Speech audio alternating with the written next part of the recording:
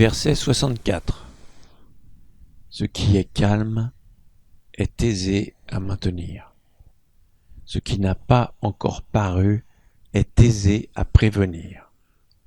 Ce qui est faible est aisé à briser. Ce qui est menu est aisé à disperser. Arrêtez le mal avant qu'il n'existe.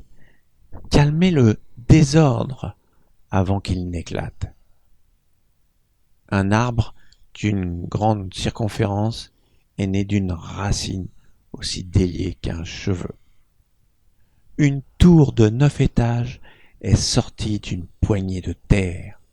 Un voyage de 1000 lieues a commencé par un pas. Celui qui agit échoue. Celui qui s'attache à une chose la perd. De là vient que le saint n'agit pas. C'est pourquoi il n'échoue point. Il ne s'attache à rien. C'est pourquoi il ne perd point. Lorsque le peuple fait une chose, il échoue toujours au moment de réussir. Soyez attentifs à la fin comme au commencement, et alors vous n'échouerez jamais. De là vient que le saint fait consister ses désirs dans l'absence de tout désir. Il n'estime point les biens d'une acquisition difficile.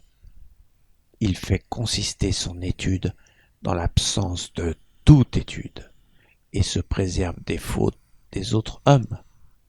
Il n'ose pas agir afin d'aider tous les êtres à suivre leur nature. Voilà. Vous avez remarqué, les vers sont de plus en plus longs. On sent que le style diffère des premiers. Ils ont sûrement été écrits des années après.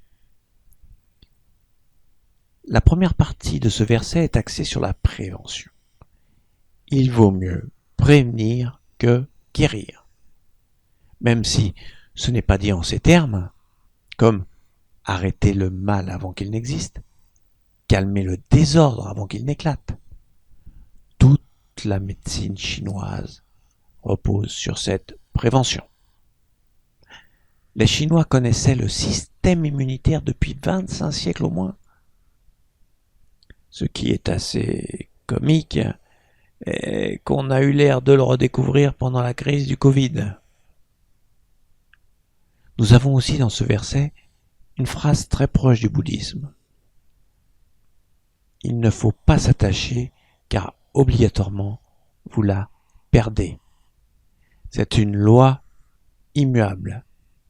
L'attachement égale souffrance. Et pourtant, à part une évolution très élevée ou avoir un gros problème psychiatrique, on s'attache tous à des gens et même à des choses matérielles. Ce verset dit qu'il n'ose pas agir afin d'aider les êtres à suivre leur nature.